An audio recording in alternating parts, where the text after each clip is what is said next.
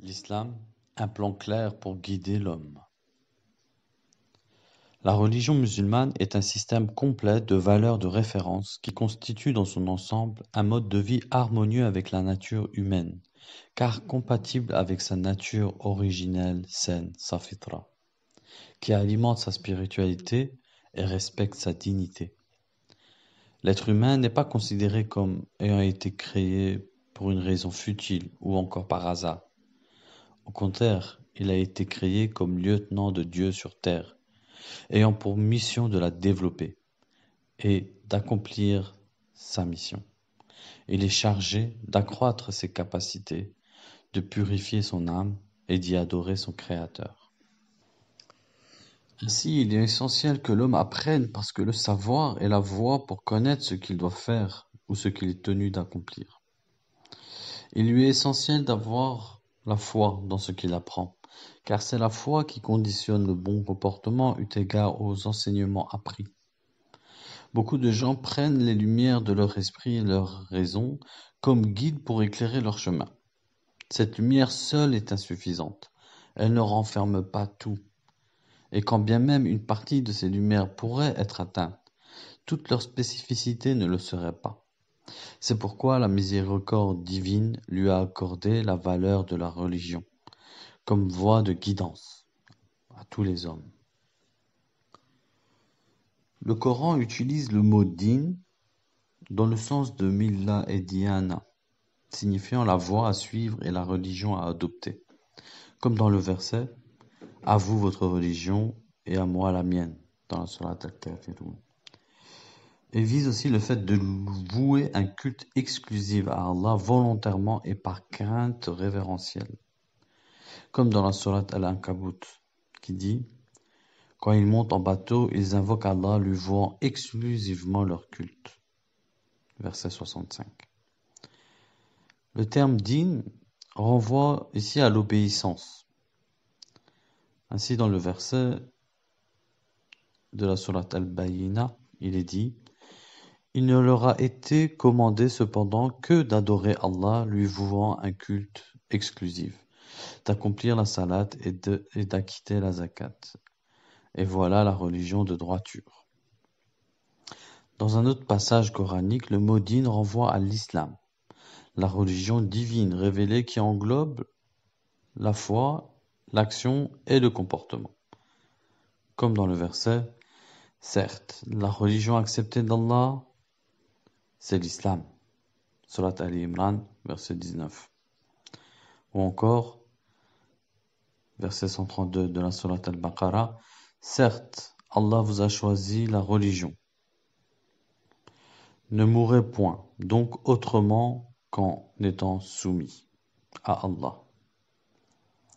Dans la sourate encore, Al-Ma'ida, verset 3, « Aujourd'hui j'ai parachevé pour vous votre religion, et accompli sur vous mon bienfait, et j'agrée l'islam comme religion pour vous. » Les savants musulmans ont défini le mot din comme suit.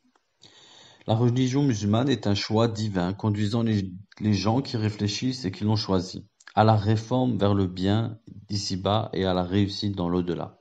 Il englobe la foi et les actes. C'est un comportement dans la vie qui allie la droiture dans la vie d'ici-bas en conformité avec celle de l'au-delà. Il a un seul objectif, la protection du système universel de l'humanité et son amélioration. Dans le passage coranique suivant, par l'intermédiaire de son prophète Shu'aib, que la paix soit sur lui, Allah nous dit. Il dit, « Ô mon peuple, voyez-vous si je me base sur une preuve évidente émanant de mon Seigneur, et s'il m'attribue de sa part une excellente donation? Je ne veux nullement faire ce que je vous interdis, je ne veux que la réforme autant que je puis, et ma réussite ne dépend que d'Allah. En lui je place ma confiance, et c'est vers lui que je reviens repentant. » Dans le verset suivant, Allah subhanahu wa ta'ala informe et nous met en garde.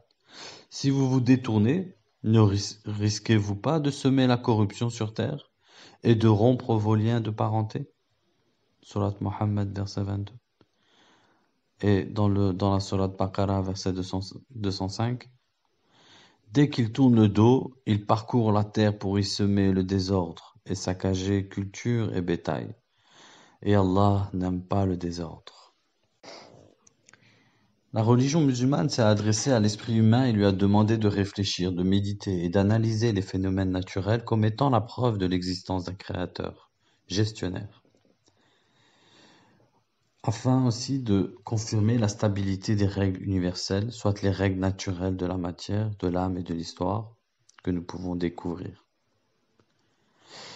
À ce propos, Allah dit: c'est nous qui vous avons créé. Pourquoi ne croiriez-vous donc pas à la résurrection? Voyez-vous donc ce que vous éjaculez? Est-ce vous qui le créez ou en sommes-nous le Créateur? Nous avons prédéterminé la mort parmi vous. Nous ne serons point empêchés de vous remplacer par vos semblables et vous faire renaître dans un état que vous ne savez pas. Vous avez connu la première création. Ne vous rappelez-vous donc pas? Voyez-vous donc ce que vous labourez? Est-ce vous qui le cultivez ou en sommes-nous le cultivateur? Si nous voulions, nous le réduirions en débris, et vous ne cesseriez pas de vous étonner et de crier: nous voilà endettés ou plutôt exposés aux privations. Voyez-vous donc l'eau que vous buvez? Est-ce vous qui l'avez fait descendre du nuage ou en sommes-nous le descendeur? Si nous voulions, nous la rendrions salée. Pourquoi n'êtes-vous donc pas reconnaissant? Voyez-vous donc le feu que vous obtenez par frottement? Est-ce vous qui avez créé son arbre, ou en sommes-nous le Créateur? Nous en avons fait un rappel de l'enfer, et un élément utile pour ceux qui en ont besoin. Glorifie donc le nom de ton Seigneur, le Très-Grand. Surat Al-Waqi'a, versets 57 à 74. Celui qui médite les versets coraniques remarque qu'il est en face d'un discours qui s'adresse à son intelligence, qui réfute les illusions, les traditions aveugles, et tout ce dont on n'a aucune science. Il base la législation sur des raisons fondées et des objectifs établis, visant toujours le bien et interdisant le mal. Il vise la purification de l'âme, tout en faisant primer ses instincts, afin de la libérer des entraves et de la gêne qui les entourent. Il interdit de porter atteinte à soi-même tout comme à autrui. Il déclare l'égalité entre l'homme et la femme dans les obligations, les devoirs, les droits et les sanctions, chacun selon sa capacité et les circonstances de chacun. Le discours s'adresse à tout le monde, corrigeant ou annulant des pratiques. Ce discours s'adresse à la raison, appuyée par des preuves, complétant la croyance par la législation et liant foi et pratique. La religion musulmane est conforme à la nature originelle de l'humanité, dans sa législation et ses valeurs comportementales. Allah subhanahu wa ta'ala dit: dirige tout ton être vers la religion exclusivement pour Allah. Telle est la nature qu'Allah a originellement donnée aux hommes. Pas de changement à la création d'Allah. Voilà la religion de droiture, mais la plupart des gens ne savent pas. Surat Ar-Rum, verset 30. Car les peuples du monde sont divers et variés et ne peuvent être réunis concrètement sous la bannière d'une seule législation que si celle-ci est conforme à la nature originelle des humains. Que la paix et la bénédiction soient sur le prophète ainsi que sur son foyer.